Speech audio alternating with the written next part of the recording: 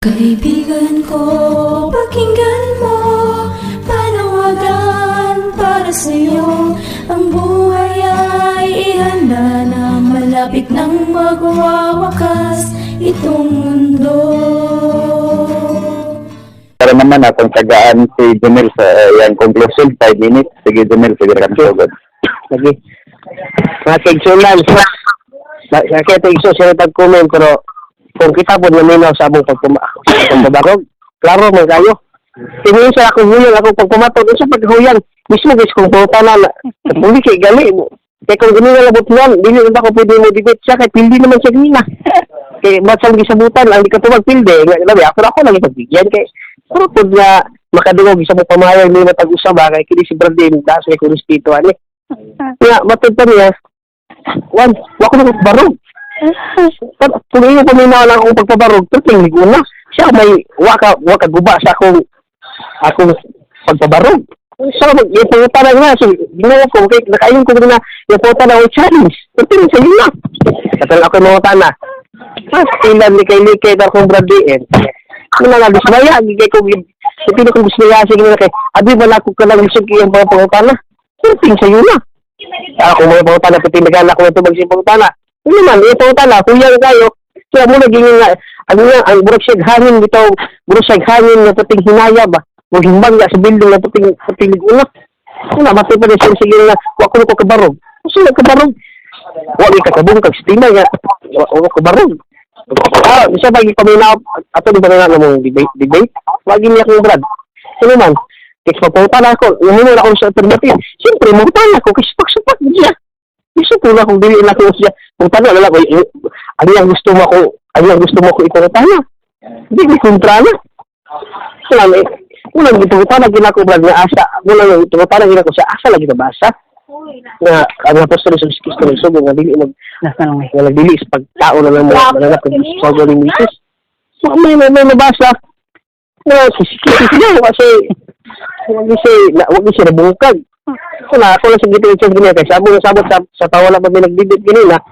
Klaro ang ikatawag pildi kaya ganina sabot ako pumunta na ganina sa first question sa ikatulong question ako ganina di ko ganina sa first stand sa pagtingnan niya ganina ako pumunta na wala sila tubag nga hindi ganito na ako undangon na kay wala sila katubag labi na sa sabot na mo hindi katubag pildi wala nga hindi ito wala nga ko ilso ba din nun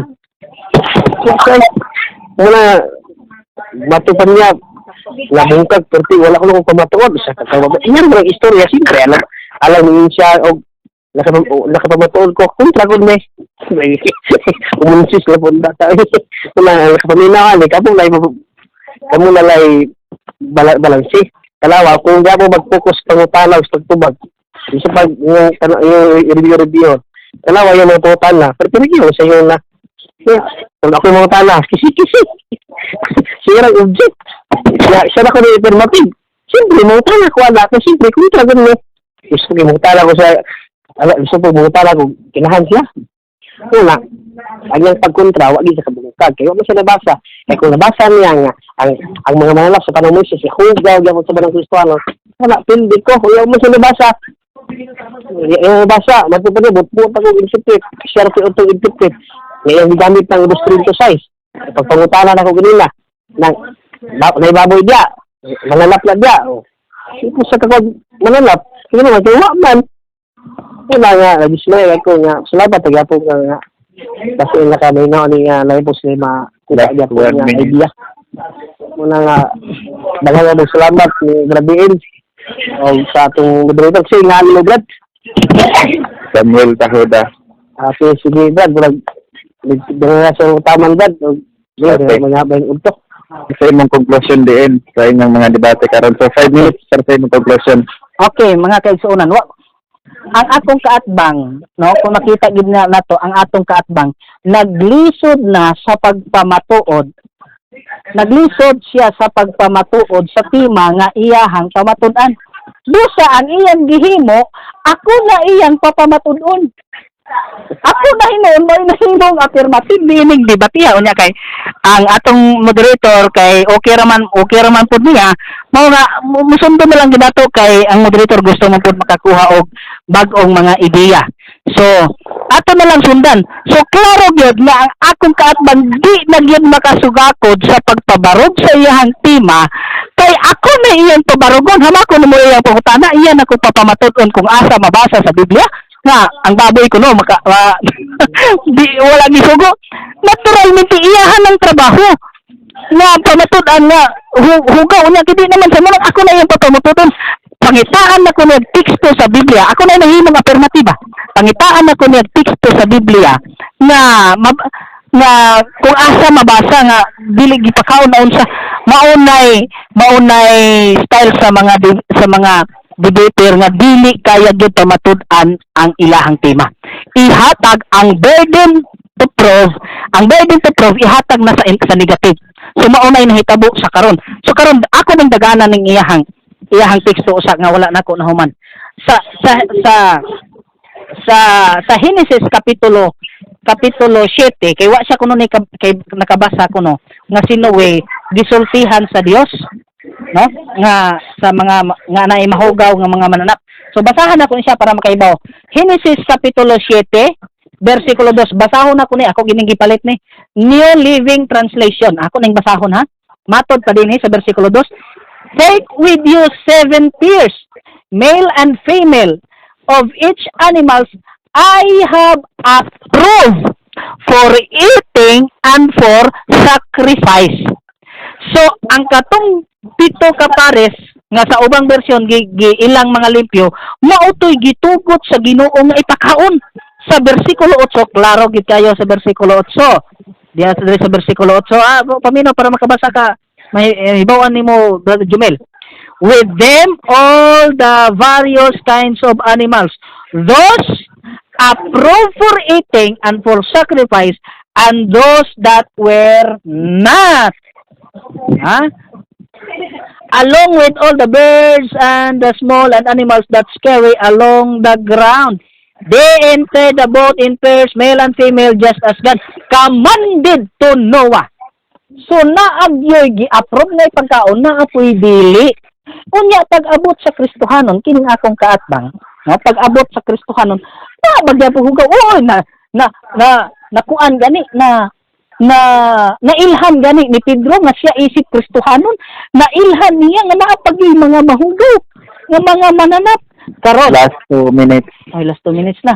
So, wa yun ni nakapamatuod ang akong kaatbang. Ang iyang gihimo, nag-imbento lang yun siya og mga teksto o mga explanation sa Biblia. No, si Pablo, nag-ingon na si Pedro di ay. Si Pablo nagsulti po, ay gunit og mga mahugaw. Ay hikap sa mga mahugaw. Unya, ang iya diya, kahit kuno na ang gisulti diya. Naun sa common sense. Nganong suguon pa man ni Pedro, nganong suguon pa man ni Pablo na ayaw maghikap sa mga mahugaw, na bisag dili na suguon si Pedro, ni Pablo nga ayaw maghikap sa tae kay hugaw na, di gyud na mohikap ba Kristohanon kay bawon nagbuka. Ikot sa nga argumento ni sa ako ang katbang ni. Karon, ani apag yun. Katapusan nga teksto nga bisan pa sa New Testament sa panahong Kristohanon. Last 1 minute. Sa panahon sa Kristohanon, naagjoy mga mahugaw nga mga mananap sa gihapon. Mismo sa vision sa pananawon ni Juan sa Revelation, naa pa siya nakita nga mga mahugaw nga mga mananap. Bisag ingnon pa nimo ning dili ni literal pero unsa may nakita niya kay sa iyang vision kay hugaw mangyapon. No, bisag na pa symbolism dre. New Century Version. Asa na to? Okay. Verse 2. Ruin is the great city of Babylon. She has become a home of the demons, a prison for every evil spirit, and a prison for every unclean bird and unclean beast. O sabi saya, kuno na prisuhan sa mga tanang klase sa mga mahugaw nga mga pistes o tanang mahugaw nga mga mananap. Nakita sa vision ni Juan. So bisag unsaon sa panahon si Juan isip Kristohanon naaghapon.